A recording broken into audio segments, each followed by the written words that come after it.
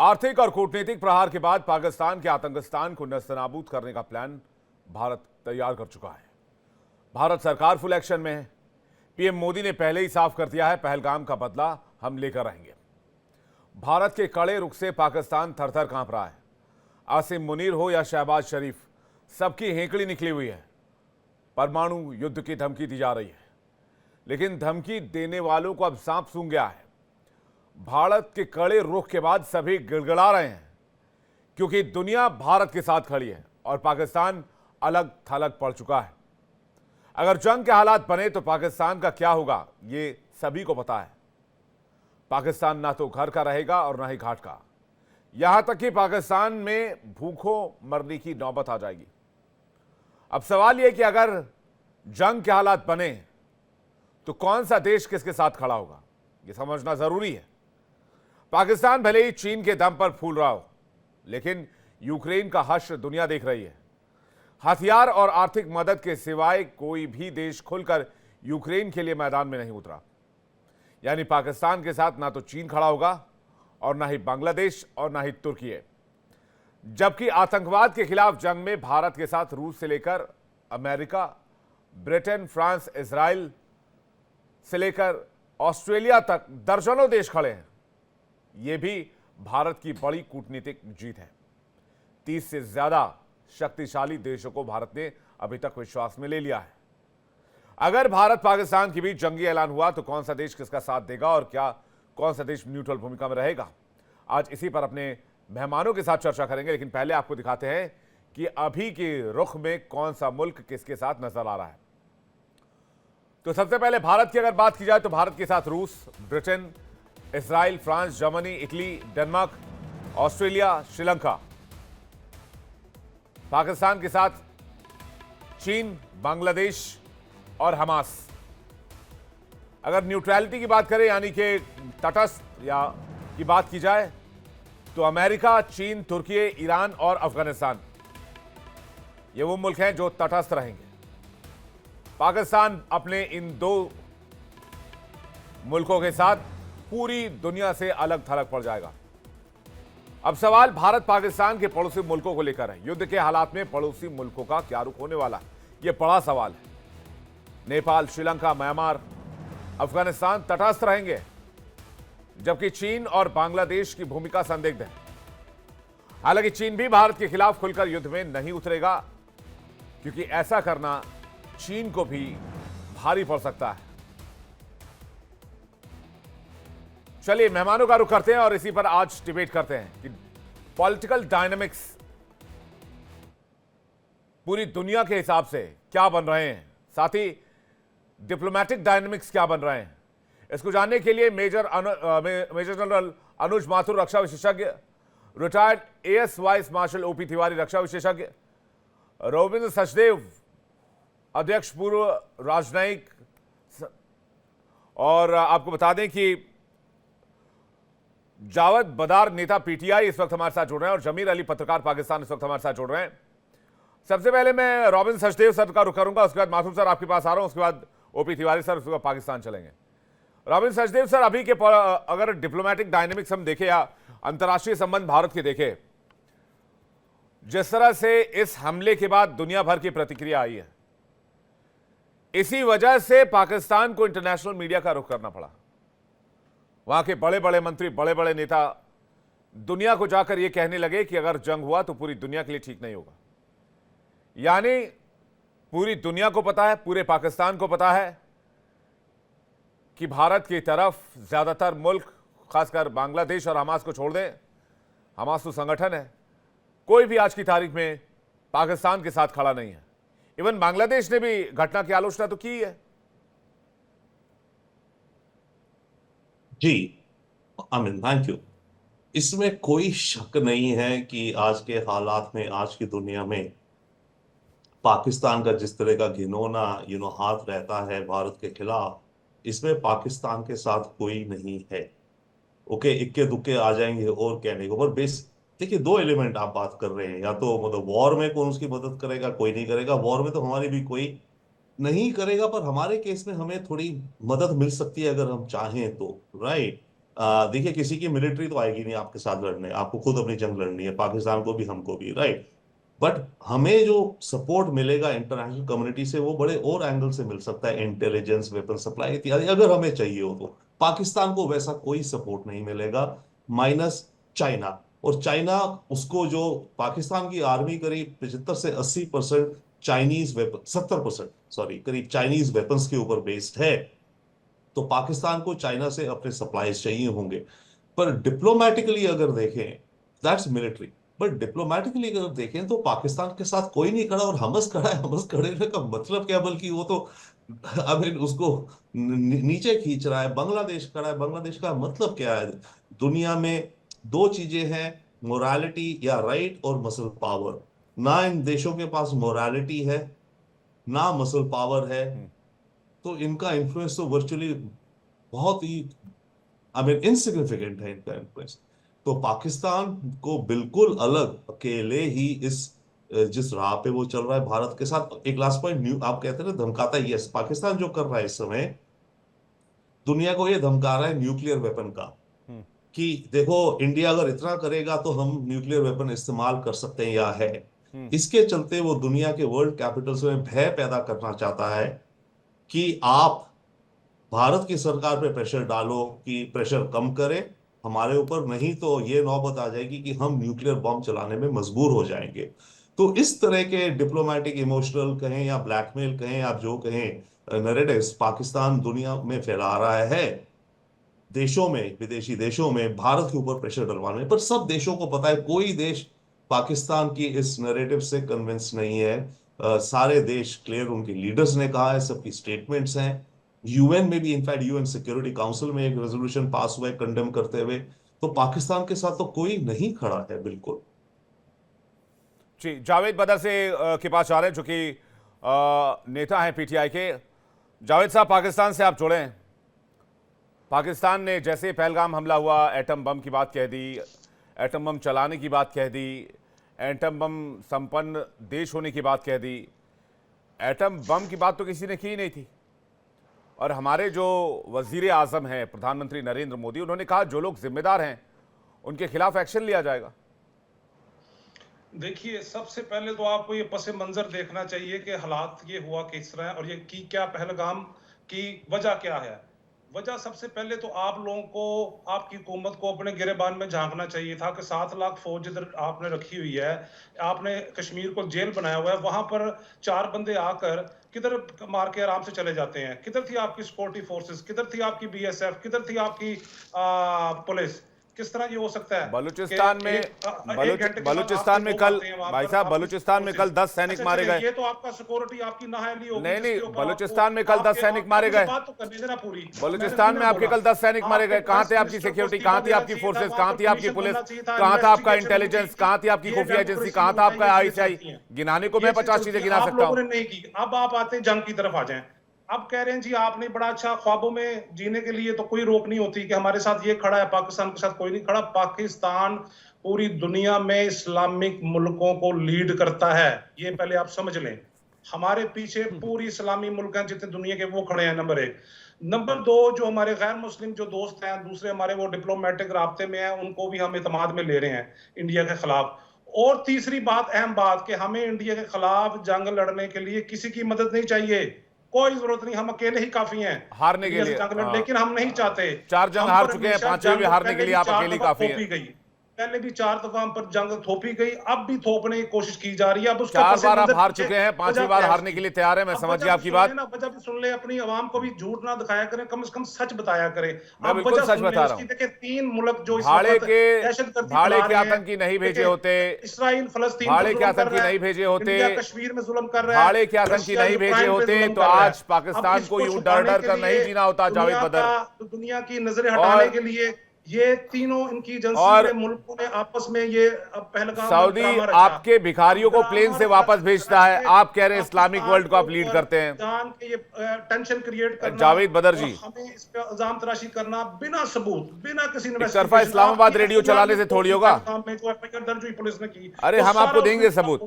हमने 26/11 में सबूत दिया, हमने पुलवामा में सबूत दिया, हमने आपको उरी में सबूत दिया, हमने आपको हर बार सबूत दिया। हमने आपको पठानकोट में जांच के लिए भी अपनी धरती पर आने दिया, जो कि हमारी बहुत बड़ी भूल थी। सुनिए मेरी बात, सुनिए मेरी बात, सुनिए मेरी बात, सुनिए मेरी बात। जब तक सच्चाई आप नहीं बोलेंगे हालात बेहतर नहीं होंगे। नहीं, हालात बेहतर कर रहे ही नहीं है। आप नहीं कर रहे ना। नहीं चाहिए ना सर, नहीं चाहिए। आपसे रिलेशन चाहिए ही नहीं सर। मैं ये नहीं कह रहा हूं, हमें पाकिस्तान के साथ कोई रिलेशन नहीं चाहिए, मैं यही कह रहा हूं बस। किस तरह पहुंच गए वो? आप अपने आतंकी अपने पास रखिए। आपने अगर आतंकी भेजा तो हम इलाज जानते हैं। आपके साथ कौन कौन सा देश खड़ा है, बस ये बता दीजिए। हमारे साथ मैंने आपको बता दिया है, पूरी दुनिया खड़ी होगी। ये वक्त आएगा तो आपको पता चलेगा। कश्मीर इशू के ऊपर सारी दुनिया पाकिस्तान के साथ खड़ी है। यूनाइटेड नेशन की करारदारों के ऊपर पूरा नहीं उतर रहे। कश्मीर पानी बंद हो गया, पाकिस्तान के अलावा किसी देश ने अभी तक चूं तक नहीं की है। जेनोसाइड वहां पे हुआ, इंडस वाटर ट्रीटी हमने होल्ड कर दिया, अभी तक किसी देश से कोई रिएक्शन नहीं आया है। ये सारी दुनिया को पता है। अभी इंडस वाटर ट्रीटी पे कहां से रिएक्शन आया, बताइए आप। अमेरिकन हुकूमत, जिसका आप कह रहे हैं अमेरिका आपके साथ है, अमेरिकन हुकूमत का अदारा है इंटरनेशनल रिलीजियस, उसने तो अपनी रिपोर्ट दे दी है इंटरनेशनल रिलीजियस फ्रीडम ने कि ये राष्ट्रीय एजेंसी है हिंदुस्तान की इंटेलिजेंस एजेंसी, वो दहशतगर्द बनाती है, दहशतगर्द पालती है, दहशतगर्दी करवाती है अपनी एम्बेसीज के अंदर से। क्या किया कनाडा में, क्या हुआ अमेरिका में, क्या हुआ वहां पे कोर्ट में? अरे आपके वाले जिनको आपने ट्रेनिंग दी, जिनको आपने खिलाया पिलाया, उनको कनाडा में, अमेरिका में, इवन पाकिस्तान में भी घुस के मार रहे लोग। आपका इन्वेस्टमेंट थोड़ा जाया हो रहा है, इसके लिए अब क्या कर सकते हैं? आपने इन्वेस्ट टेररिज्म में किया, आपने सर इन्वेस्टमेंट टेररिज्म में किया, इसमें हमारी क्या गलती है? बड़ा लुत्फानंदोज हो रहा है। आपका बीएसएफ का पकड़ा हुआ है 3 दिन से। अरे रखिए पकड़ के, क्या दिक्कत है? हमने तो 93,000 पकड़ के वापस कर दिया था। आप एक एक पकड़ते हैं। हमने 93,000 पकड़ के आपके मुंह पर दे मारा था, आप तो एक एक पकड़ते हैं। हमारे और आपके पकड़ने में बहुत फर्क है, जमीन आसमान का। मैं जल्दी से माथुर सर का रुख करूंगा। मैं आपको सुनाऊंगा अभी एक बयान भी, इकबालिया बयान पीओके साहब, वो भी आपको सुनाऊंगा। बदर साहब बने रहिएगा हमारे साथ। माथुर साहब कह रहे हैं पूरी दुनिया पाकिस्तान के साथ खड़ी है और इस्लामिक वर्ल्ड को पाकिस्तान लीड करता है। देखिए, मैं आपको 2-3 बातें साफ बता दूं कि सऊदी अरब का, यूएई का, इनका जो रिएक्शन है वो सबकी पूरी दुनिया के सामने है। आप उसको छोड़िए, मैं इनकी 2-3 बातों पे कमेंट करना चाहता हूं सीधा सीधा। आज आपने देखा किस प्रकार के इनके मिलिट्री अटैची कर्नल साहब ने एक ऐसा जेस्चर किया जहां पर कि पाकिस्तान की एम्बेसी के सामने प्रदर्शन चल रहे थे, जो कि एक आतंकवादी ही कर सकता है। ये पाकिस्तान की सेना आतंकवादी सेना है, पहली बात। दूसरी बात, किसी भी भारतीय नेता का भाषण देख लीजिए और उनकी तरफ से बिलावल भुट्टो साहब कहते हैं कि खून बहेगा, दरिया बहेगा, ये बहेगा। इनको पता कुछ नहीं है। मैं आपको बताता हूं कि पाकिस्तान आज की तारीख में एक फियर साइकोसिस में जिंदा रह रहा है। पाकिस्तान की जो इकोनॉमी है वो स्काई फॉल में चल रही है। इन्फ्लेशन बिल्कुल स्काई रॉकेट कर रहा है। उनके पास फॉरेक्स रिजर्व, इनसे खुद पूछ लीजिए कितने फॉरेक्स रिजर्व है, इनको पता नहीं पड़ेगा क्या उनके पास हालत है। उनके पास लड़ने के लिए एक पंडुब भी नहीं है जो कि किसी तरीके में हो। इनके ये कह रहे हैं कि अकेले लड़ लेंगे, इनको शर्म नहीं आ रही कहते हुए। एनीवे, उनको खुश रहने दीजिए, उनको खुश रहने दीजिए। जिस प्रकार का रिएक्शन पाकिस्तान का आया है उससे बिल्कुल साफ है कि ये एक बहुत ज्यादा खौफजदा और दहशत में जो मुल्क होता है वो इस तरह के रिएक्शंस करता है। आपने अपने लोगों को वहां से हटाना शुरू कर दिया। ये लोगों को हटाना, फोर्सेस को इस तरह से मोबिलाइज कर देना, वो भी सिर्फ इस बात पे कि भारत हमला कर सकता है। ये डर जो है, ये डर इनके अंदर किसी चीज का इसका नहीं है कि भारत हमला कर सकता है। आप हंस रहे, 4 बार मार खा के चुके हैं। 93,000 आपके सैनिक हमने आपको पता कुछ नहीं है, आपको पता नहीं किस दुनिया में रह रहे हैं। 93,000 आप क्या पकड़ की बात कर रहे हो? 93,000 बांग्लादेश कहां से बना? बांग्लादेश कैसे बना? और अभी आप देखना कच्चा और बन रहा है। Anyway, are we going to have a discussion और we are going to have fight. Clinton हाथ जोड़ते हैं, बचालो। एक एक करके जावेद जी, एक एक करके माथुर जी का पूरा कर लें, फिर मैं आऊंगा आपके पास। ठीक है, माथुर सर, सच बताएं, अगर इस तरफ जाएंगे तो हालात ज्यादा खराब होंगे। जो आपकी हमेशा ये कोशिश रहती है कि हालात को कूल डाउन नहीं करते आप लोग सच्ची बातें नहीं करते। आप लोग इसको मीडिया में ज्यादा से आप ज्यादा जाके उछालने की कोशिश आप करते अपने हैं। फॉरेक्स रिजर्व चेक कर लें कितने हैं, आप अपने भाई टैंक साहब, गिन लें कितने हैं, हवाई जहाज गिन लें कितने हैं, कितने आपके नहीं, पनडुब्बी नहीं, फंक्शनल है, जावेद साहब को कितने एक ही लाइन आपकी कहूंगा। नेवी है। आपको 4 दिसंबर आप- को आप 1971 इसराइल को के- सारा नेवी आप- आपका खत्म कर दिया था। माथुर साहब एक सेकंड में आ रहा हूं जी, एक सेकंड में आ रहा हूं। एक सेकंड या प्लीज आप एक सेकंड में आ रहा हूं। अरे जावेद जी, सुन लीजिएगा, मैं आप सब दोस्तों को एक बात बता दूं कि इस अरे दफा काहे की अगर दोस्ती भैया, हिंदुस्तान कोई ने दोस्ती शरारत की क्या तो क्या बात यकीन दोस्ती जानिए कर रहे हैं, टुकड़े इनको टुकड़े पता हो नहीं जाएंगे है। हिंदुस्तान आज को। की उसकी वजह तारीख सुनिए में जैसे कि ही सबसे जो ज्यादा इस वक्त डिप्लोमेटिक आजादी की एक्शंस तहरीकें लिए हैं, हिंदुस्तान के अंदर उसके चल रही हैं। आपका डिप्लोमेटिक क्या मतलब एक्शंस के कश्मीरी खिलाफ नहीं उठेंगे, पाकिस्तान की आर्मी पंजाबी नहीं उठेंगे मोबिलाइजेशन वहां में आ पे जो गई आपने है। पंजाबी पाकिस्तान किसानों के का जो सेनाध्यक्ष ने हाल किया परिवार था अपना बाहर भेज दिया है, नॉर्थ ईस्ट और के आप हाल देखेंगे देखें, कि उन्होंने क्या किया आपने नागालैंड, आपने जो हाल सैफुल्लाह खालिद क्या करेंगे कसूरी को बुला करके उसको क्या करेंगे आपको हमें तो जरूरत नहीं कुछ अरे करने की। टीआरएफ से सफर क्या क्या कर रहे हैं मैं अरे बताता यार, हूं। जावेद जी एक सेकंड रुक जाइए, जावेद जी एक सेकंड रुक जाइए, देखिए जावेद जी एक सेकंड रुक जाइए, एक सेकंड रुक अरे जाइए। यार, ये लोग 2 दिन में क्या क्या कर रहे हैं मैं जल्दी से शॉर्ट ब्रीफ में बता देता हूं। ओपी तिवारी सर भी जुड़े हुए हैं हमारे साथ, उसके बाद ओपी तिवारी सर के पास जा रहा हूं। शॉर्ट ब्रीफ देता हूं दर्शकों को, 2 दिन में क्या क्या किया है। इंटरनेशनल मीडिया में गए, एटम बम की धमकी दी है। इंटरनेशनल मीडिया में जाकर कह रहे हैं धमाका हुआ, लड़ाई हुई तो पूरी दुनिया के लिए नुकसान होगा। अपने अपने जो इनके यहाँ बड़े बिजनेसमैन हैं वो देश छोड़कर वहां से निकल रहे हैं। आर्मी चीफ ने अपने वहां के जो आर्मी चीफ है उन्होंने अपने परिवार को बाहर भेज दिया है। इसके अलावा टीआरएफ से सफाई दिलवाई कि हमारा कोई हाथ नहीं है इसमें, जबकि 2 दिन पहले टीआरएफ ने कहा था कि हम जिम्मेदारी लेते हैं इस हमले की। आज टीआरएफ ओपी तिवारी सर कह रहा है हमें कोई मतलब ही नहीं इस हमले से, हमने तो कुछ किया ही नहीं सर। शाहबाज शरीफ कह रहे हैं हम निष्पक्ष जांच के लिए तैयार हैं। ओपी तिवारी सर 2 से 3 दिन के अंदर 22 को यह अटैक हुआ, 23, 24, 25, 26 4 दिन के अंदर पाकिस्तान घुटनों पर है। ओपी तिवारी सर देखिए, आपके पॉइंट पर आने के पहले मैं जावेद साहब से कहना चाहूंगा, क्योंकि कुछ बातों से सहमत हूं। पाकिस्तान के बहुत सपोर्टर्स हैं, हमास, हबीबुल्लाह, हूती, इनको तो इजराइल ने खत्म कर दिया। अब तालिबान, मुस्लिम ब्रदरहुड और सीरिया में जितने फैक्शंस है सभी पाकिस्तान के फुल सपोर्टर हैं। मैं पूरा आपकी सपोर्ट में पूरा आएंगे, क्योंकि पैदाइश तो आपकी आई हुई है तो बच्चे आपका सपोर्ट करेंगे ही। लेकिन इनका किसी न किसी तरीके से किस स्टेज पर है वो आप जानते हैं, मैं कुछ इलाबोरेट नहीं करना चाहूंगा कितनी हेल्प कर सकते हैं। अब आपके आर्मामेंट की बात कर रहा हूं मैं। कोल्ड वॉर टाइम में आपका मेन मिलिट्री सप्लायर जो था अमेरिका था, सारे इक्विपमेंट्स आपके पास अमेरिका थे। अभी जहाज जितने भी पुराने हो गए हैं सब हो गए, सबको रोटेबल चाहिए, सबके सप्लाई चाहिए सर्विसिंग करने के लिए, सबको फ्यूल चाहिए, सबको आर्मामेंट चाहिए। कि पुराने जो लिए हैं 1960 से वो आज काम नहीं करेंगे, तो उसको सर्विसिबिलिटी करने के लिए भी पैसे खर्च करने पड़ते हैं। आर्मी के पास आप कह रहे हैं कि पाकिस्तान के पास बहुत रिजर्व फंड है, वो कर लेंगे, कोई प्रॉब्लम नहीं है।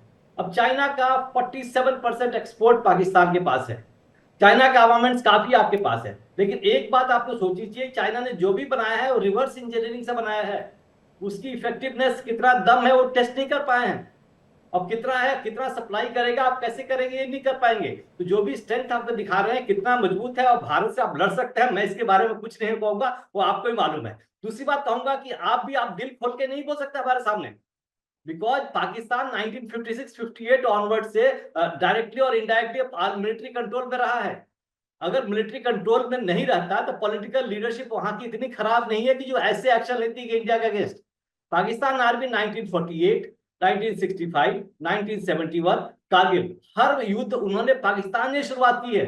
आपके नेता प्राइम मिनिस्टर नहीं चाहते थे। सुन लीजिए, एक बार सुन लीजिए, शुरुआत की थी और क्या हुआ नतीजा। पाकिस्तान ने कभी पहल नहीं की, हमेशा पाकिस्तान पर जंग थोपी गई है और फिर दोबारा कोशिश की जा रही है जंग थोपने के लिए। अब रहेगी बात हमारे पास है कुछ नहीं है कुछ। देखिए ये तो जब आप लोग आएंगे हमला करेंगे तो फिर आपको ये नजर आ जाएगा कि हम क्या दिखता है, उधर पानी का पानी तब हो जाएगा। आप अपने दिल की बात बताइए कि पाकिस्तान की आवाम क्या खुश थी। अब पाकिस्तान में जितने भी टेररिस्ट ऑर्गेनाइजेशन है उनका नाम दिया गया। आप बताइए कि आर्मी, हम तो दहशतगर्दी के खिलाफ हैं, हम तो सबसे ज्यादा घायल हैं दहशतगर्दी से, हम तो अभी तक लड़ रहे हैं दहशतगर्दी के खिलाफ। ये जब पहलगाम वाला वाकया हुआ तो हमारे यहाँ पर सबसे ज्यादा मजम्मत आई पाकिस्तानी की तरफ से, हमने सबसे ज्यादा मजम्मत की। हम बिल्कुल इस पे हिंदुस्तान के साथ खड़े हैं कि ये जुल्म हुआ है, ये दहशतगर्द नहीं है, ये जानवर है, ये शैतान है। हम तो ये कह रहे हैं आप लोगों ने एक ऐसा रचा आपकी आवाम की आवाम की और पॉलिटिकल लीडरशिप का कंट्रोल आपने एक अनप्रोफेशनल आर्मी का छोड़ रखा है।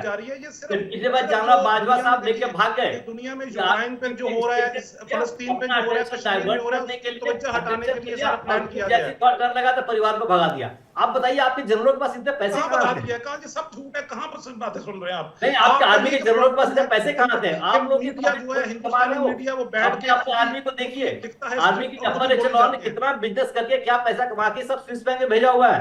आप लोग कंट्रोल क्यों नहीं करते?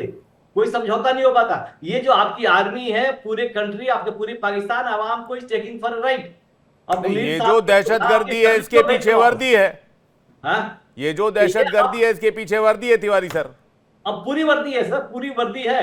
पाकिस्तान की जो आर्मी मजबूत थी, बड़ी थी, अमेरिका ने अपने मकसद वाइज कोल्ड वॉर टाइम में सपोर्ट किया था और ये आगे बढ़े थे। पैशन टैंक और साइबर जेट की बातें करते थे उस समय, क्या 65 वॉर में कब भाई आप पीओके, भाई बदल साहब, जावेद भाई आप पीओके में क्या करते हैं? मैं अभी आपको चश्मदीद की जुबानी सुनवा दूंगा। रुक जाइए सर, रुक जाइए थोड़ा सा रुक जाइए। मैं आपको पीओके के चश्मदीद की जुबानी सुनवा दूंगा कि पीओके में सरकारी स्कूलों में क्या होता है। लेकिन उससे पहले मैं रुख करूंगा एक और मेहमान जामिर अली साहब का।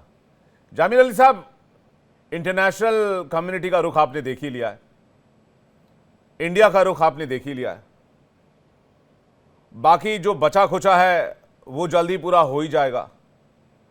पीओके में आपका सिचुएशन ठीक नहीं है, बलूचिस्तान में आपके हालात ठीक नहीं है, केपी में आपके हालात ठीक नहीं है, टीटीपी से पहले मुकाबला कर रहे हैं, तालिबान वाले फ्रंट पे भी आपको आर्मी चाहिए, आर्सनल चाहिए, गोला बारूद चाहिए।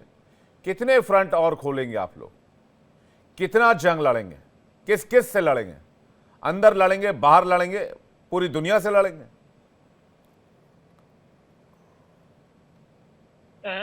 बिस्मिल्लाहिर्रहमानिर्रहीम, बहुत शुक्रिया। देखिए, पाकिस्तान जंग नहीं लड़ना चाहता, इत्तेफाक है, मजबूरी है कि टीटीपी समेत जितनी भी टेरर ऑर्गेनाइजेशंस हैं वो हमारे गले पड़ गई हैं और अब हम यकीनी तौर पे उनका सफाया कर रहे हैं। तकरीबन 20 साल से ज़ायद वक्त हो गया कि पाकिस्तान इन टेररिस्ट ऑर्गेनाइजेशंस के खिलाफ ऑपरेशन कर रहा है। उसमें हमने स्वात में ऑपरेशन किया, केपी में ऑपरेशन किया और इस वक्त बलूचिस्तान में ऑपरेशन चल रहा है, जिनको आलमी दुनिया की जाने से सपोर्ट मिल रहा है, खास तौर पर जमीन को के खिलाफ इस्तेमाल किया जाता है। तो देखिए, मैं आपको बताऊं कि हम किसी भी सूरत भारत के साथ जंग नहीं चाहते। हम ये चाहते हैं कि ये जो टेररिस्ट अटैक हुआ है जिसको कि आप पाकिस्तान के खाते में डाल रहे हैं, देखिए बुनियादी तौर पे सारी चीज़ों को आप एक जिम्मेदारी के साथ इसकी इन्वेस्टिगेशन करें। इसमें जितने भी लोग मुलविस हैं। जी जी, आप कह रहे हैं इन्वेस्टिगेशन, हम तो इन्वेस्टिगेशन कर रहे हैं सर। हमने अगर इंडस वाटर ट्रीटी होल्ड किया तो हमने कैसे क्यों किया है? आप देखिए, गलत बात फिर आप कर रहे हैं। कहां पे इन्वेस्टिगेशन कर रहे हैं? इंडस वाटर ट्रीटी होल्ड किया है तो इसके पीछे पुख्ता जानकारी होगी ना। आप पीओके में, जावेद साहब, आप अगर आपको ज्यादा गुस्सा आ रहा है तो आप ही चले जाइए पाकिस्तान की आर्मी के साथ बॉर्डर पर। 2 मिनट सुन लीजिए क्या कह रहा हूं मैं, 2 मिनट सुन लीजिए क्या कह रहा हूं। पाकिस्तानी सेना किस तरह से साजिश करती है। माथुर सर, एक सेकंड में एक चश्मदीद बयान सुनवाना चाहता हूं। और जामिर अली साहब एक बार फिर से हमारे साथ जुड़ गए। जामिर अली साहब, अपनी बात पूरी कर लीजिए, आप क्या कहना चाह रहे थे?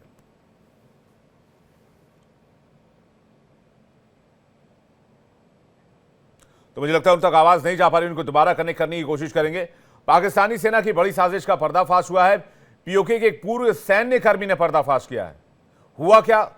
पाकिस्तान के कब्जे वाले कश्मीर के एक पूर्व सैन्य कर्मी और जैश के एक पूर्व आतंकवादी ने पाकिस्तानी सेना से जुड़ी एक बड़ी साजिश का पर्दाफाश किया। उसके मुताबिक पाकिस्तान के शैक्षणिक संस्थानों में आतंकवाद को बढ़ावा दिया जाता है, वहां ट्रेनिंग दी जाती है, बच्चों को जिहाद में धकेला जाता है, सरकारी स्कूलों से बच्चों को उठाया जाता है। आपको सुनवाते हैं, खुद सुनिए और सारे पैनलिस्ट को स्क्रीन पर रखिएगा, सुनिए। 9th क्लास में था मैं। देखें, गवर्नमेंट स्कूल में मैं पढ़ रहा हूं 9th क्लास में, और गवर्नमेंट स्कूल में जैश-ए-मोहम्मद का एक दहशतगर्द वहां पे आके हमारी असेंबली में तकरीर करता है कि जवानों, कश्मीर में माओ बहनों की इज्जतें लुट गई, इस्लाम लुट गया, उठो। हम तो उठ गए भाई, 10-12 नौजवान हम खड़े हुए, वो शेर अफगन, वो इरशाद और काफी सारे मेरे शहर के वो स्टूडेंट थे। हम यार 13-13 साल के बच्चे, हम उठ खड़े हो गए। हम हाँ ठीक है जी, हम जाएं, जिहाद पे जाएंगे। उन्होंने हमारे नाम लिखे, दफ्तर में ले गए और हमने कहा जी वालिदैन तो परमिशन नहीं देंगे, उनको बस जरूरत ही नहीं है। जो अमीर ने कह दिया जिहाद फर्ज है तो वालिदैन की इजाजत की जरूरत नहीं है। हम घर पे जाते हैं, वालिदैन से चोरी छुपे सामान उठाया, वो जनाब कुछों को वालिदैन ने पकड़ लिया, हमें निकाल दिया गया जिहाद पे। वो बालाकोट में जैश मोहम्मद का वहां पे मतलब उनका ट्रेनिंग सेंटर होता था दहशतगर्दों का, और मैंने वहां पे देखा, वहां पे 7 आर्मी वाले मौजूद होते थे। मुझे वहां पे जाके पता चला कि ये सारा आर्मी ही ऑर्गेनाइज कर रही है, वहां से ट्रेनिंग देके फिर उनको इंडिया से निकालना, इधर उधर सारा एक्सपोर्ट करना पूरा इनको दहशतगर्दों को। सुन लिया पीओके का एक एक्स आर्मी पर्सन क्या कह रहा है। इससे स्क्रिप्ट सही लिखवाना था। 9th क्लास में पार्लियामेंट में क्या कर रहा था ये? स्कूल के असेंबली में कह रहा है वो, जहां पर जो सारे स्टूडेंट्स जमा होते हैं, और 9th क्लास का बच्चा जा रहा है। कम्युनिटी हॉल जिसको कहते हैं। अब आपने मदरसे से पढ़ाई की होगी तो मुझे नहीं पता, हर स्कूल में कम्युनिटी हॉल होता है जहां बच्चे असेंबल होते हैं, जहां असेंबल होते हैं उसको असेंबली कहते हैं। मैं कहता हूं इसलिए मैं कहता हूं अच्छी एजुकेशन बहुत जरूरी है। अब आप ये फालतू की बातों में ना जाएं। बालाकोट में जैश का ट्रेनिंग सेंटर है, इसने खुद बताया, स्कूलों से पिक करते हैं, उठाते हैं। तो आप सर्जिकल स्ट्राइक पे बड़ी फिल्में बनाते हैं ना, एक फिल्म और बना ले। बनेगी सर, आपकी फिल्म बनेगी सर, टेंशन मत लीजिए, टेंशन मत लीजिए। आपकी हर ख्वाहिश भारत पूरी करेगा। माथुर सर कुछ कहना चाह रहे हैं। माथुर सर, मैं एक तो इनकी बात का जवाब दे दूं कि कोई फिल्म नहीं बनाई है, हमने इनको दिखाया है बालाकोट में एयर स्ट्राइक करके, और उनको ये सोते हुए रह गए।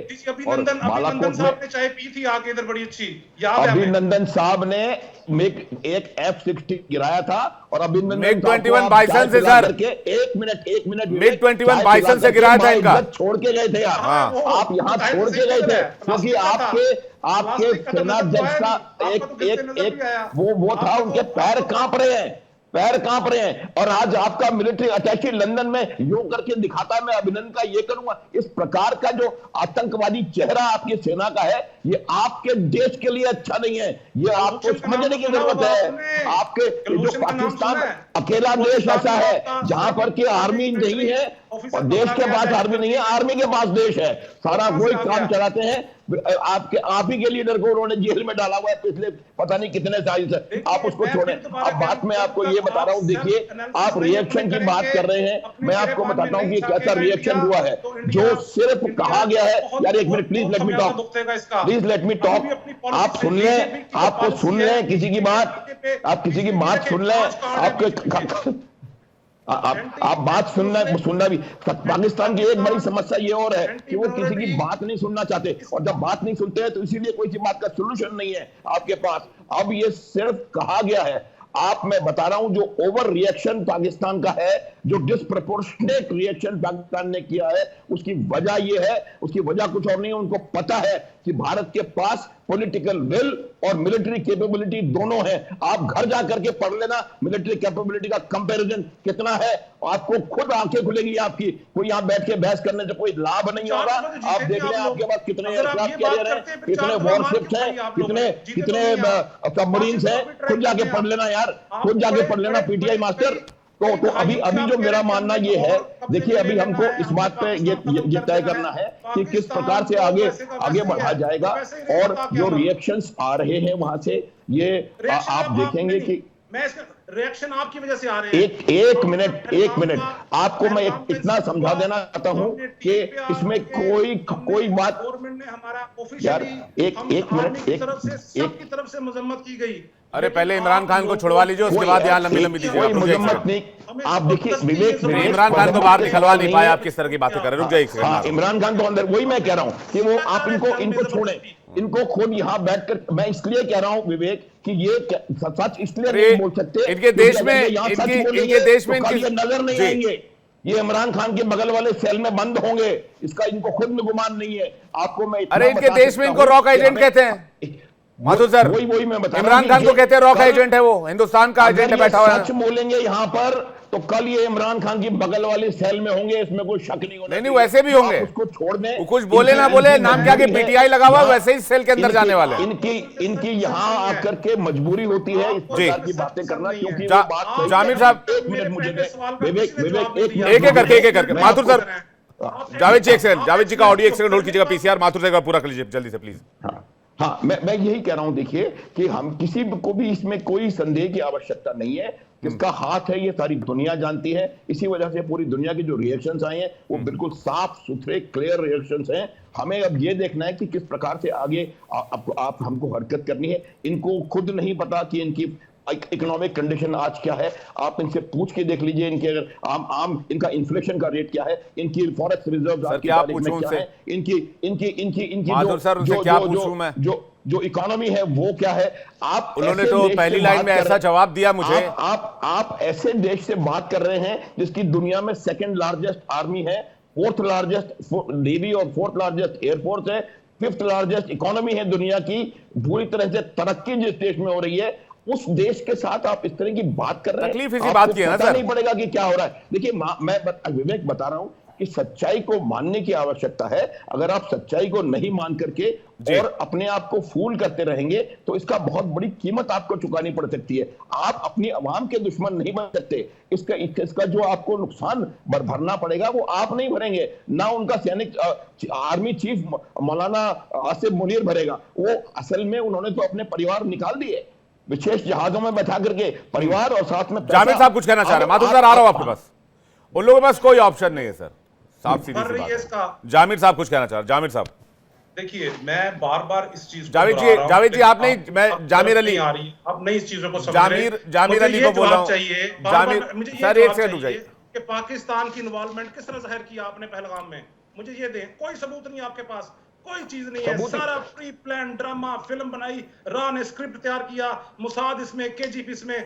बस दुनिया की नजरें हटा दो। फलस्तीन में जो हो रहा है, यूक्रेन में जो रशिया कर रहा है, इधर कश्मीर में हम जिनोसाइड कर रहे हैं, मार रहे हैं, हटा दो और पाकिस्तान के क्रिएट करो टेंशन और इसके पीछे लगा दो। और ओरिजिनल फिल्म जो बलूचिस्तान में बन रही है, बलूचिस्तान की स्क्रिप्ट कहां लिखी जाती है?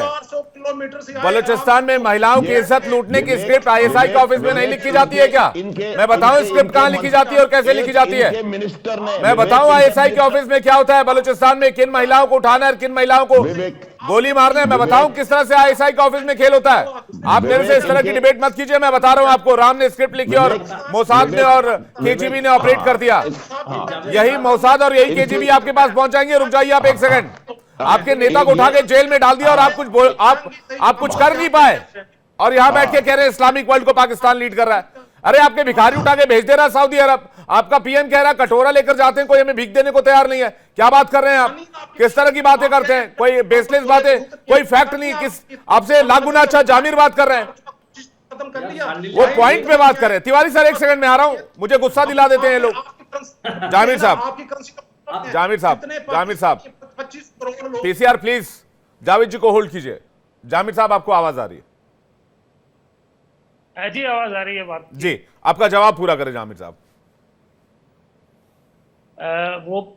देखिए, जो बात मैं कह रहा था वो तो काफी पीछे रहेगी, लेकिन मैं उस वक्त ये कह रहा था, देखिए बुनियादी तौर पे हम ये चाहते हैं कि हिंदुस्तान और पाकिस्तान के दरमियान इस वक्त जो माहौल बन गया है, बिल्कुल पूरी तरह से जंग का माहौल बन गया है।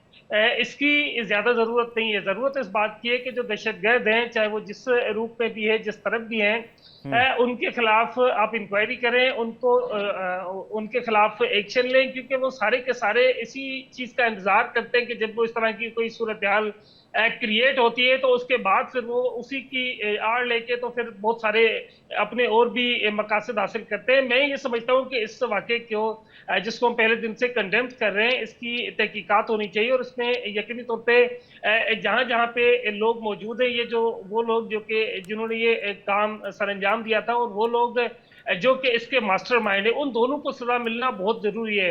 अदरवाइज ये मामला हल नहीं होगा। मेरा नहीं ख्याल कि हिंदुस्तान और पाकिस्तान के दरमियान कोई जंग की जो सूरत हाल है तो ये जंग होगी। लेकिन मैं ये समझता हूँ कि यकीनी तौर पे इतना बड़ा जो इतनी देर जो तनाव रहेगा उसमें बहुत सारे लोग ऐसे हैं जिनका नुकसान होगा, बहुत सारे कारोबार, बहुत सारे लोग ऐसे हैं जो इससे मुतासिर होंगे। तो उन लोगों को मुतासिर करने की कतई तौर पे कोई जरूरत नहीं जो कि बेगुनाह है, जिन लोगों का इस सारे मामले से कोई लेना देना नहीं है। चाहे हिंदुस्तान में हो चाहे पाकिस्तान के किसी इलाके में रहते हो, उनके खिलाफ यकीनी तौर पे कार्रवाई होनी चाहिए। जो कि इस तरह के वाकयात करते हैं उसके पीछे उनके मकासद होते हैं और वो सारे के सारे जब ये ऐसी सूरत हाल क्रिएट होती है तो फिर उसके बाद वो बीच में से बच निकलने की कोशिश करते हैं। तो मैं ये समझता हूँ कि इसके अगेंस्ट जाना चाहिए, बजाय इसके कि हम एक दूसरे के अगेंस्ट आ गए हैं। पूरा एक जंग का माहौल बन गया है हिंदुस्तान और पाकिस्तान के का दरमियान। जामिद साहब देखिए, दो खबर मैं आपको बताता हूं, शायद आप इसको रिलेट कर पाएं। पहली खबर तो ये कि हमास ऑफिशियल्स ने कहा है कि हम जितने भी हॉस्टेजेस हैं इजराइल के हमारे पास, हम उनको छोड़ने के लिए तैयार हैं। 5 ईयर ट्रूस इन गाजा, वो शांति चाहते हैं आप। लेकिन यही बात जब 1 साल पहले इजराइल ने कही थी कि भाई आप जितने हॉस्टेज हैं उनको छोड़ दीजिए, फिर हम इस पर बात कर लेंगे, एक्शन के बाद ये बात कही थी जब शुरुआती एक्शन हो गया था, तब हमास ने मना कर दिया था। लेकिन आज वो बातचीत की बात कर रहे हैं। क्यों? क्योंकि गाजा की हवा में सिर्फ बारूद है, पहली बात। दूसरी स्टोरी मैं आपको बताता हूं। आपका एक अखबार लिख रहा है, it is time again to give diplomacy a chance as neither Pakistan nor India can afford war. कहने का मतलब यह कि पाकिस्तान की मीडिया ये कह रही है कि ना भारत जंग झेल सकता है और ना ही पाकिस्तान इस सूरत में कि वो जंग लड़े। तो आप दोनों खबरों को अगर आप देखेंगे तो आपको इसके प्रॉज एंड कॉन्स समझ में आएंगे। मेरा सवाल बहुत सीधा सा और सिंपल सा है। बेशक आपकी मीडिया को ना लगता हो कि हम जंग झेल सकते हैं या नहीं झेल सकते, लेकिन हमारे पास कंप्लीट कैपेबिलिटी है। लाइन 1। लाइन 2, हमास को इतनी मार खा के अकल आई कि वो होस्टेजेस को छोड़ने के लिए तैयार है। हम आपसे कह रहे हैं, आपके पास हाफिज सईद है, सैयद सलाउद्दीन है, मसूद अजहर है, दाऊद इब्राहिम है, क्यों रख रखा आप लोगों ने इनको? आप कहते हैं भाई आपका टेररिज्म से कोई लेना देना नहीं है, ओसामा बिन लादेन आपकी टेरिटरी में मारा जाता है, हम कैसे मान लें आपका लेना देना नहीं है? अभी हमने बयान सुना है जिसमें वो आदमी कह रहा है कि पीओके में, बालाकोट में जैश का ट्रेनिंग सेंटर है, वहां आमिर आते हैं, कहते हैं कश्मीर में महिलाओं बेटियों की इज्जत लुट गई, इस्लाम खत्म हो गया, इस्लाम को कुचला जा रहा है, चलो उठो जिहाद करो। बच्चे ट्रेनिंग में लग जाते 13 साल से। आप कह रहे हैं, आप मानने को तैयार नहीं है सर। हम ये कहते कहते थक गए 70-75 साल से। देखिए, अब मेरा जवाब सुने थोड़ा तसल्ली के साथ। पाकिस्तान के अंदर मौलाना मसूद अजहर जो है वो जेल में, हाफिज सईद जेल में, उसके साथ साथ जितने भी जिहादी माइंड से लीडरान थे वो सारे के सारे जेल में। अब एक बात तो आपको मानना पड़ेगा कि जब आप किसी को भी कोर्ट एंड लॉ के अंदर ले जाते हैं तो वहां पे बहुत सारे प्रूफ देने पड़ते हैं, सबूत पड़ते हैं, उसके साथ आप देखते हैं उस पर आर्ग्यूमेंट है। कोई भी देश या किसी भी देश का कानून किसी भी मुजरिम को, चाहे वो जितना भी बड़ा मुजरिम हो, उसको उसके कानूनी डिफेंस हक से महरूम नहीं कर सकता। तो वो तीनों के तीनों या जितने भी लोग पाकिस्तान में इस वक्त मौजूद हैं वो सारे के सारे कोर्ट इन लॉ के तहत जेल के अंदर है। देखिए, आपका सबसे बड़ा मुजरिम एक आप लाए हैं तहूर राना, तो आपने क्या आते ही उसको फांसी दे दी, आपने उसको कोर्ट में पेश किया है, आपने उससे प्रोसीडिंग करनी है, आपने उसके ऊपर केस चलाना है, उसके बाद आपने थ्रू अदालत उसको सजा देनी है। अब जो अभी प्रूफ आप पाकिस्तान को देते हैं या पाकिस्तान की के साथ आप शेयर करते हैं, तो यकीनी तौर पे हम उन सबको कोर्ट इन लॉ के तहत ले जाते हैं, उनको डायरेक्टली कोई सजा तो नहीं दे सकते। और दूसरी बात ये कि देखें, जो इल्जामात लगते हैं हिंदुस्तान की तरफ से पाकिस्तान पे या पाकिस्तान की तरफ से हिंदुस्तान पे, एक तो वो जंग होती है जो कि हम लफ्जी जंग लड़ते हैं यहाँ पे मीडिया पे, एक वो जंग होती है जो कि आप सरहदों पे लड़ते हैं। देखिए, सरहदों की सूरत हाल मैंने भी देखी है और आपने भी देखी होगी। देखिए, हिंदुस्तान और पाकिस्तान दोनों एक एटमी ताकत है और एटमी ताकत यकीनी तौर पे इस जंग के ना सिर्फ हिंदुस्तान और पाकिस्तान बल्कि कोई दुनिया पूरी अफोर्ड नहीं कर सकती। इसके नतीजे में मेरा ख्याल है बरतानवी अखबार का ही दावा है कि तकरीबन 15 करोड़ लोग डायरेक्ट हिट होंगे, उसके अलावा 3-4 अरब लोग जो है वो भूख से मर जाएंगे।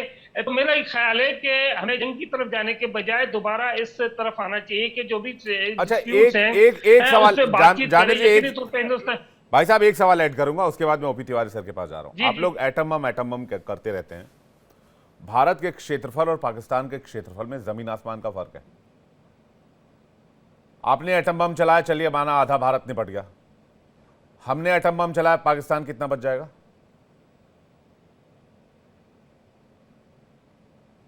देखिए, इसका मतलब सिर्फ इतना नहीं, हमारी आबादी 140 करोड़ है। हम चलिए बचे खुचे फिर भी 70 करोड़ रह जाएंगे।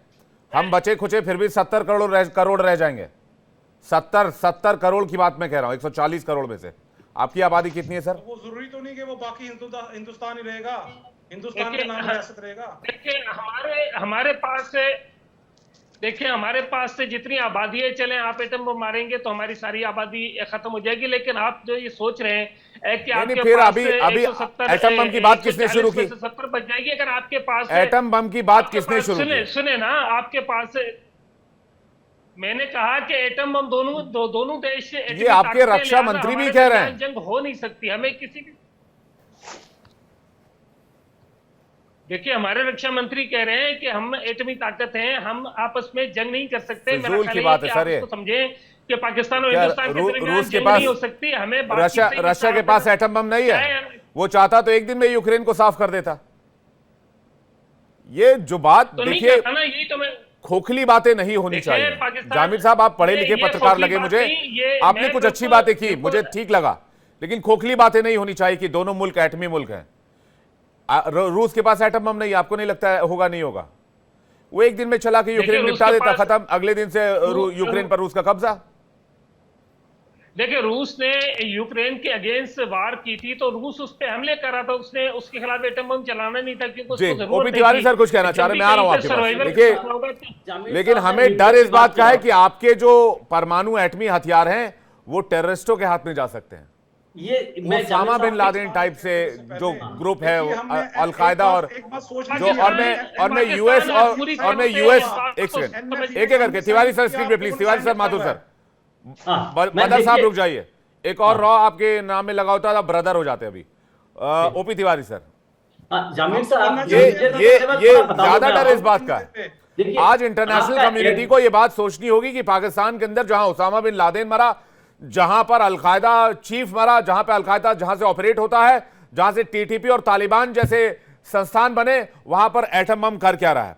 और इस बार जब भारत कुछ सोच रहा है तो इसमें इंटरनेशनल कम्युनिटी को शामिल होकर यहां से परमाणु बम हटा ही देना चाहिए अब। हाँ, ये तो बहुत जरूरी हटाने, कभी इनके नॉन स्टेट एक्टर के हाथ में मत चला जाए। लेकिन जामिर साहब को बताऊंगा कि आपका जहाज जब न्यूक्लियर बॉम्ब लेके एयरबोर्न होगा तो हम पाकिस्तान में इसको डिस्ट्रॉय कर देंगे। आप मिसाइल पर न्यूक्लियर हेड लगा कर लॉन्च करेंगे तो उस मिसाइल को हम पाकिस्तान में डिस्ट्रॉय कर दें, ये कैपेबिलिटी हमारे पास है। इस न्यूक्लियर डर से भारत को मत डराइएगा।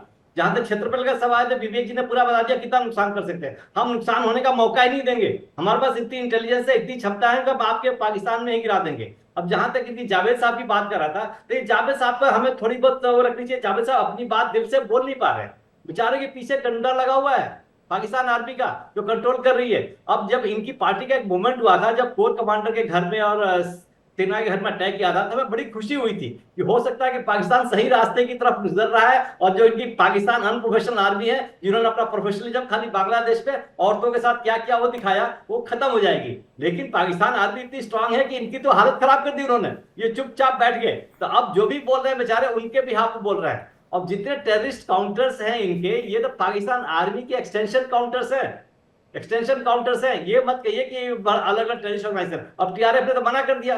टीआरएफ को थोड़ा कहा गया था कि भाई तुम इसका रिस्पॉन्सिबिलिटी ले लो। अब क्या माथुर साहब बताएंगे, क्या ये एक टेररिस्ट जो थोड़े दिन में ट्रेंड करके वो सारे माउंटेन वॉरफेयर सब करते हुए कश्मीर अटैक कर सकता है? इसमें आपके स्पेशल फोर्स के जरूर कोई जवान या ऑफिसर अवश्य होंगे जो टारगेट गाइड कर रहा है। मैं डिनाई नहीं कर सकता कि इसमें कि कश्मीर के भी लोकल लोग इन्वॉल्व हैं, लेकिन ये जो ऑपरेशन उसी तरीके से दिया जा सकता है जो एक्सपर्ट और स्पेशल फोर्सेज का कमांडर हो।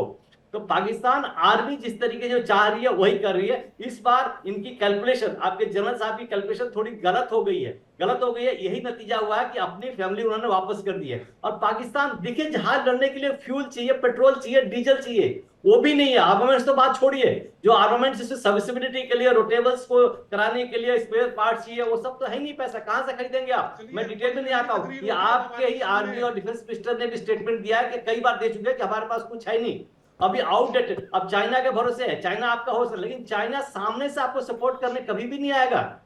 चाइना अपने स्टेट को, अपने उसको गार्ड करने के लिए अपने जवान लगा रहा पाकिस्तान में। आपने कई बार सुनी होगी, कई इंफ्रास्ट्रक्चर बना रहा है, वो आपके भरोसे नहीं है, अपने लोग को लगाया हुआ है। तो आप क्या सोचते हैं कि चाइना आपको सपोर्ट करेगा? कुछ नहीं। बांग्लादेश में कुछ डिस्कंटेड एलिमेंट है जो इन्फिल्ट्रेट करके कुछ परेशानी कर सकते हैं, लेकिन उनके लिए हम तैयार बैठे हुए हैं, कोई परेशानी नहीं है। तो आपकी चिंता नहीं है। लेकिन हमें जो आपकी पार्टी जो मूव किया था, हमें उम्मीद होगी कि इमरान खान के छूटने के बाद से वो मूव अगेंस्ट आर्मी एक बार शुरू करें ताकि पाकिस्तान सही रास्ते पर आ सके। आपकी समस्या सिर्फ पाकिस्तान आर्मी है। आपने 1948, 1971, 1965 और कारगिल में देख चुका है किस तरीके से मिस एडवेंचर किया। तिवारी सर अभी बदर साहब कह रहे थे कि पूरी दुनिया उनके साथ खड़ी है।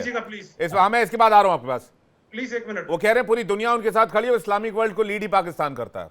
वो तो बताया मैंने, हमास खड़ा हुआ है, हबीबुल्लाह खड़ा हुआ है, हूती खड़ा हुआ है, मुस्लिम ब्रदरहुड खड़ा हुआ है, सब खड़े तो हैं इनके साथ, कोई परेशानी नहीं है। आपने अपनी कैपेबिलिटी का तो खुद खड़े हैं, इनके साथ रहेंगे, हमेशा खड़े हुए रहेंगे। कैपेबिलिटी का तो खुद ही बता दिया है कि 4 बंदे पूरा कश्मीर गुजर के आके आप मार के चले जाते हैं। इतनी कैपेबिलिटी आपकी कैपेबिलिटी इतनी है कि आपके 2 वजीर आजम मार दिए जाते हैं, असैसिनेट कर दिए जाते हैं, इंदिरा गांधी, राजीव गांधी। इतनी कैपेबिलिटी आपकी सिक्योरिटी की जबरदस्त, तो आप क्यों नहीं हमारे एटम बम हमारे घर में तबाह कर सकते हैं? कोई बारगाने ख्वाब में रहने के लिए किसने रोका है आपको? आप छोड़ दें, ये ख्वाहिशें हैं आपकी, ये ख्वाहिशें आपकी। आप बार बार जंग की तरफ जा रहे हैं, आपका पूरा मीडिया बार बार जंग की तरफ जा रहा है, आपके जितने गेस्ट हैं सारे जंग की तरफ जा रहे हैं। किसी ने मुफाहमत की बात नहीं की अभी तक, कोई बात नहीं करता कूल डाउन की, कोई अपनी गलती नहीं मानता, कोई इसको नहीं कहता कि हाँ जी ये हमारी गलती है, इसमें हमारी सिक्योरिटी फोर्सेस की गलती है, इसमें कोई इसको अच्छे तरीके से बैठ के बात करने के लिए नहीं कह रहा आपकी तरफ से। आप सारे के सारे सिर्फ जंग की तरफ जा रहे हैं, और जंग आपसे लड़ी नहीं जानी, सिर्फ गीदड़ बकबकियां दे रहे हैं, अपनी आवाम को खुश कर रहे हैं। जावेद बदर साहब, आपने लगाया है 14 अगस्त की आधी रात को जब पाकिस्तान आजाद हुआ उस समय, एक सेकंड माथुर सर, एक सेकंड जावेद जी, लोगों की तवज्जो हट जाए तो ये चीजें उस समय कुछ अच्छे ग्रह नक्षत्र रहे होंगे, आप नहीं रोक सके। वरना अगर आप इजराइल के पड़ोसी होते ना, हर महीने नुकसान होगा 500 मिलियन डॉलर। वरना अगर आप इजराइल के पड़ोसी होते ना और 70-75 साल से ये कर रहे होते ट्रेड हमने आपकी बंद कर दी, अफगान ट्रेड तो आज आप यहाँ बैठकर बोलने के लायक तक नहीं होते। अगर इजराइल आपका पड़ोसी होता, और आज की तारीख में मैं बता रहा हूं आपको, आप पाकिस्तान के 1/4 हिस्से में सिमटे होते, और साथ ही साथ ये जो पूरा पीओके और केपी और ये जो बलूचिस्तान का इलाका है ये सब इंडिया के पास होता। अगर आप इजराइल के पड़ोसी होते तो चाइना जंग लगी तो चाइना डंडों के साथ ले लेगा अपनी सारी जमीन जो हिंदुस्तान के पास है। अगर इजराइल आपका पड़ोसी होता तो इतनी आतंकी हरकतें तो बर्दाश्त भी नहीं करता। बर्दाश्त तो हमने किया है, 75 सालों में हमने बर्दाश्त ही तो किया, और किया क्या है? हमने 13,000 स्क्वायर फीट जमीन लेकर आपको वापस दे दी। हमने 90,000 से ज्यादा सैनिकों को सरेंडर करा के शिमला समझौते के तहत आपको वापस कर दिया। हमने बर्दाश्त नहीं किया तो क्या किया? हमने ट्रेन चलाई, हमने बस चलाई, हम समझौता एक्सप्रेस लेकर गए, हम बर्दाश्त ही तो कर रहे थे।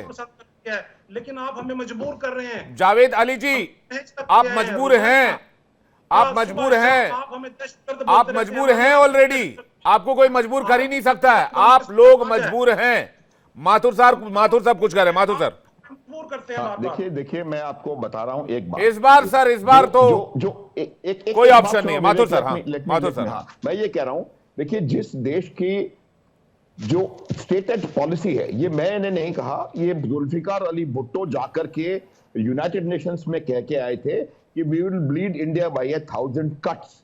ये किस देश की जो पॉलिसी आतंकवाद के ऊपर निर्भर है वो उन्होंने क्यों कहा था, ये अपने पीटीआई वाले साहब थोड़ा कान खोल करके सुन ले। उन्होंने वो इसलिए कहा था कि 3 जंगें लगातार हारने के बाद वो इस बात से कन्विंस थे कि वो किसी भी तरह से भारतवर्ष से कन्वेंशनल वॉरफेयर में कहीं भी नहीं टिकते। आज भी ये जाकर के शांति से अगर गूगल या किसी से भी पूछ लेंगे इनको अपने आप पता पड़ जाएगा कितना अंतर है 2nd largest army of the world और 25वीं army of the world, 4th largest navy and 4th largest air force of the world, 5th largest economy of the world and भिखारी ऑफ द वर्ल्ड। तो ये तमाम बातें आप इनको छोड़ें। मैं ये बता रहा हूं कि ये पॉलिसी इन्होंने इसीलिए अख्तियार करी थी क्योंकि इनको पता था कि ये किसी कीमत पे भारत से जंग नहीं जीत सकते ऑफिशियल। ये पहली बात। दूसरी बात ये होती है कि इसमें कोई आवश्यकता किसी की नहीं है। ये पाकिस्तान के अंदर से ही जिस दिन ये अटैक हुआ उसके कुछ मिनटों बाद पाकिस्तान के अंदर से इन्होंने एक्सेप्ट किया कि हमने किया है, टीआरएफ ने कहा हमने किया है, और फिर आप वो पलट रहे हैं बात से। उस बात को आप छोड़ दें। आज ये देखें कि किस प्रकार से सिर्फ भारतवर्ष के कोर्ट से डिप्लोमेटिक रिएक्शंस के बाद पाकिस्तान का आप रिएक्शन देखें कि कोई एटम बम की बात कर रहा है। पाकिस्तान दुनिया का इकलौता देश है जो कि एटम बम चलाने की बात करता है। बाकी तमाम लोग एटम बम जो एटॉमिक जो पावर है वो उसको उसकी तरह से डिफेंसिव और उसके लिए तरीके से सोचा करते हैं। इनको आप छोड़ दें, इनको पता नहीं पड़ रहा है, ये खुद अपने आप जाके देखेंगे इनको। तो अब मेरा ये मानना है कि जिस प्रकार का मोबिलाइजेशन पाकिस्तान ने ऑर्डर कर रखा है, जिस प्रकार से वो वहां पर अपने सैनिक बढ़ाते जा रहे हैं, ये बहुत बड़ा रिएक्शन है जो कि डिसप्रपोर्शनेट रिएक्शन है। और ये डिसप्रपोर्शनेट रिएक्शन सिर्फ इसलिए है क्योंकि पाकिस्तान आज इस बात को अच्छी तरह समझता है कि भारत के पास पॉलिटिकल विल और मिलिट्री कैपेबिलिटी दोनों है पाकिस्तान को सबक सिखाने के लिए, और यही वजह है उनके इस रिएक्शन की। इससे ज्यादा कहने की इनको जरूरत नहीं है, ये स्वयं जानते हैं, लेकिन ये उसको हाँ नहीं कह सकते, अन्यथा ये उसकी जगह अपने हम तो तैयार बैठे हुए हैं, तो अब आपका शौक पूरा कर देते हैं 5 विवेक, लेकिन इस दफा हिंदुस्तान नहीं रहेगा। मैं बार बार कह रहा हूं, हिंदुस्तान टुकड़े टुकड़े हो जाएगा। हिंदुस्तान के अंदर लैद की संस्कृति अरे यार छोड़ो यार, हिंदुस्तान टुकड़े टुकड़े हो जाएगा, 4 टुकड़े तो आपके हो गए। चाइना आपको डंडे मारता हुआ अपना सारी जमीन। अरे भाई साहब, जावेद भाई, हाँ सुनिए, हेलो भैया, हेलो नागालैंड जावेद जी, आपके पास देखिएगा जावेद जी, अब बात हो गया सर। मनोहर कहानी हमने भी बहुत पढ़ी, हो गया। ओपी तिवारी सर के पास जा रहा हूँ। आपको तो दौड़ा कर मार रही है पाकिस्तान की आर्मी, उठा के जेल में भर रही है। अपने नेता को छुड़ा नहीं पा रहे आप। इमरान खान को जेल में ठूस रखा है रॉक एजेंट बोल के। प्यार मोहब्बत होता रहता है ना, जिस घर में एक हो तो प्यार मोहब्बत रॉक एजेंट बोल रहे हैं इमरान खान को आपकी आर्मी, आप प्यार मोहब्बत कह रहे हैं। भैया आपके टॉप लीडरशिप को अंदर डाला हुआ है। ओपी तिवारी सर, क्या डायनामिक्स, वर्ल्ड डायनामिक्स क्या बन रहा है सर अभी? देखिए, वर्ल्ड डायनेमिक्स तो पूरा, पहले खाली इंडिया ही टेररिज्म से सफर करता था। पूरा world, all over the country, everybody is against terrorism. Even China भी कॉशियस है टेररिज्म के, वो भी परेशान होगा, वो भी काउंटर वेरी सेलेक्टिव सिलेक्शन होगा। वो अपने आर्मामेंट जरूर बेच रहा है पाकिस्तान को, लेकिन जिस तरीके से टेररिज्म का जो हब है पाकिस्तान में, जहां पैदा होते हैं, इससे पूरा विश्व घबराया हुआ है। यूएसए सब देख चुके हैं, हर जगह परेशानी है। तो वर्ल्ड डायनेमिक्स तो ये टेररिज्म के खिलाफ है। लेकिन ऐसा है कि कुछ लोग हैं, कुछ डिस्कंटेंट लोग हैं, कुछ पार्टियां में हो सकता है पाकिस्तान को इस तरीके से हेल्प करें, लेकिन पाकिस्तान की आवाम जनता को समझना पड़ेगा कि पाकिस्तान का दुश्मन भारत नहीं, बट पाकिस्तान की डिस्कंटेंट अनप्रोफेशनल आर्मी है, जिसको इनके लीडरशिप ने ही 1956 ऑनवर्ड से इनको उठा के कोशिश की थी, जिसके बदौलत पाकिस्तान डायरेक्टली और इनडायरेक्टली हमेशा आर्मी के कंट्रोल में रहा है। जो चाहते हैं वो करते हैं, पूरा रेवेन्यू, सारा बिजनेस यही रन करते हैं। ये आर्मी वालों को क्या समझ में होगा कि पॉलिटिकल लीडरशिप क्या चाहती है, आवाम क्या चाहती है? ये पहलगाम वाला अटैक तो ताबूत में आखिरी कील होगा सर। आप सभी मेहमानों का बहुत बहुत शुक्रिया। मैं बस वक्त इतना ही था। बहुत बहुत धन्यवाद हमारे साथ जुड़ने के लिए और अपना कीमती वक्त हमें देने के लिए। दर्शकों आपका भी बहुत बहुत धन्यवाद।